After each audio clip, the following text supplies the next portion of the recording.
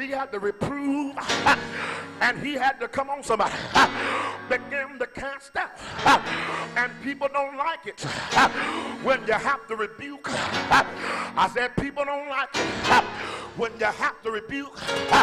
If you tell them you're going to get $1 million, if you tell them you're going to get a new house, if you tell them you're going to get a new job, they'll come around you and throw money at the altar. But when you tell them I got to rebuke you, they'll want to leave the church. They'll get mad at you. They'll talk about you. They'll criticize you. They'll say ain't nothing to you. And you're the same one that wiped their tears when they were crying. You're the same one. Oh, yes, you are. That when their loved ones die, you put your arms around them. Back then, you were the best thing that ever happened to them. But because they got rebuked, I said because they got rebuked, they'll get mad at you. But that's all right. I said that's all right. I'm not working for you, but I'm working. I said I'm working to get my reward. And all I want is to hear him say, well done, thy good and faithful servant. You've been faithful over a few things. Come on up higher. I'll make you ruler over many. Yeah, I come to pronounce tonight, no more business as usual. Things are about to change. Shake your neighbor's hand and say it's about to change. Yeah. Yeah.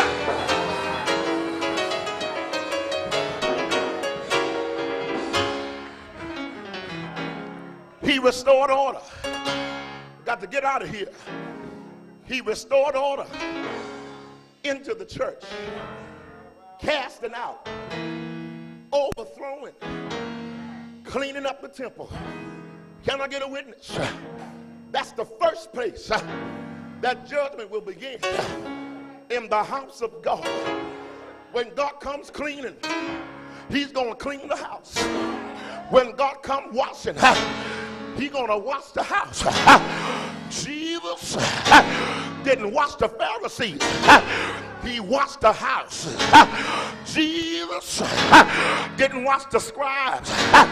He washed the house. The church folk, the so-called people, he washed the house. And after he restored order, the second thing that Jesus did, he reestablished the true identity of the church. Jesus said, it is written, it's in the Bible, that my house shall be called the house of prayer. That's the name of my house, the house of prayer. But you made it a den of thieves. You made it a place of flesh. You made it a worldly place. But what I'm coming to do is bring back my honor in the church. Bring back my glory in the church. He said, no more business as usual. Things are about to change. And after he brought order back in the house, and after he reestablished the identity of the church, the Bible said, now the church is empty.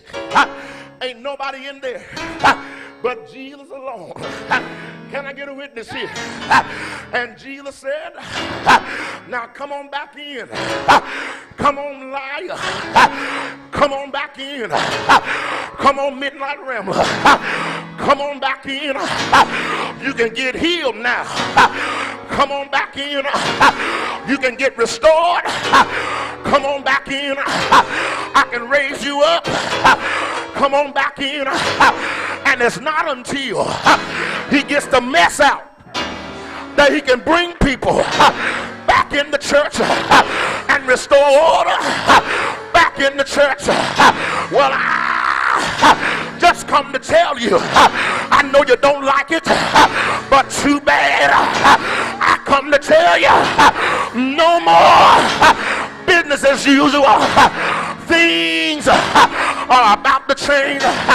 Can I get a witness here? It's going to change in the choir stand, change in the pulpit, change on the usher board, change on the deacon door, change in the kitchen, change in the youth department. No more business as usual. Things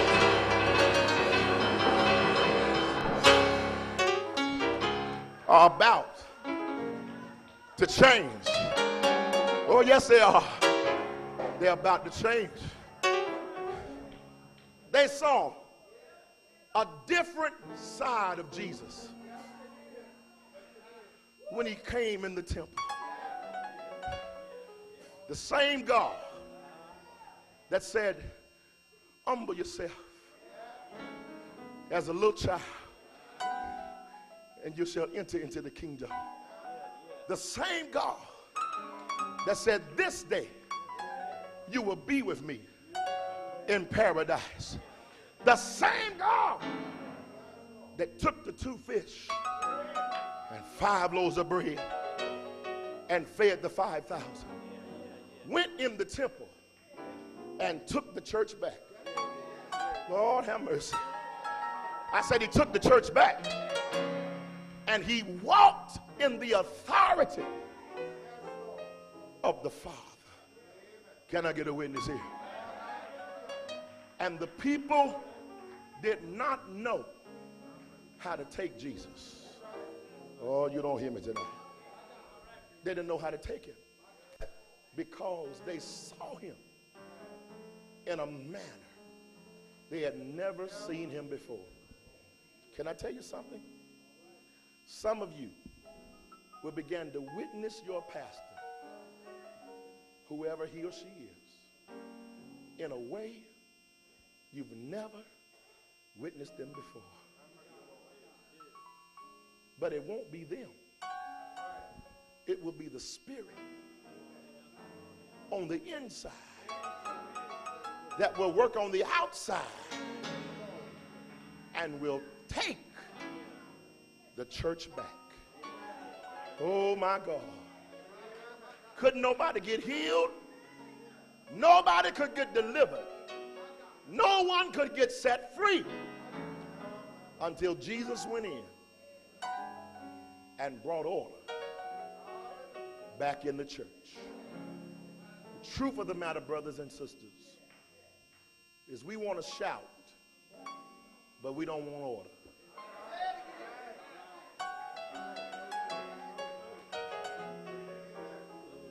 We want to sing, we want to dance, but we don't want order. But God is establishing order in his house. We don't have the respect for God's house that we used to.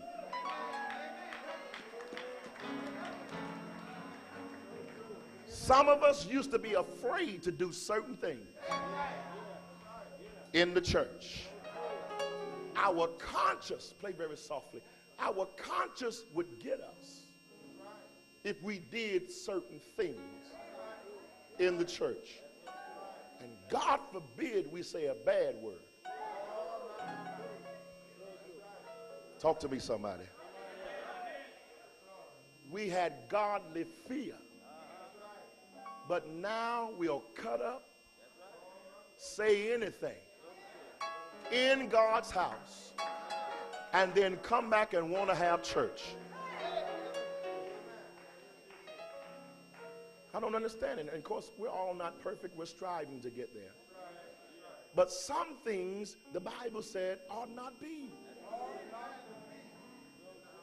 We have lost the respect for God's house. Now this is my church. This family church.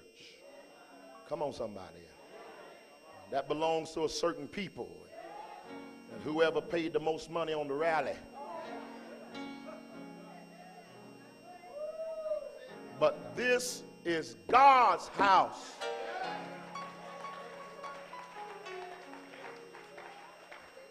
And no one has a monopoly on God's house, including the preacher.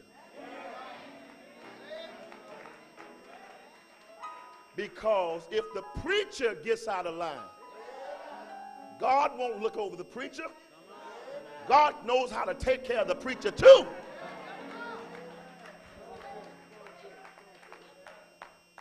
And the people let God's house get so out of order that any and everything was going on in God's house. And Jesus came in and threw everybody out. You understand? Everybody. Do you hear me? Everybody got thrown out of God's house. Amen. And then he put the sign back up. You put up here a den of thieves, but it's supposed to be a house of prayer. Can I get a witness? He nailed the sign back up. This is the house of prayer. I'm not talking about sweet daddy's house. Huh?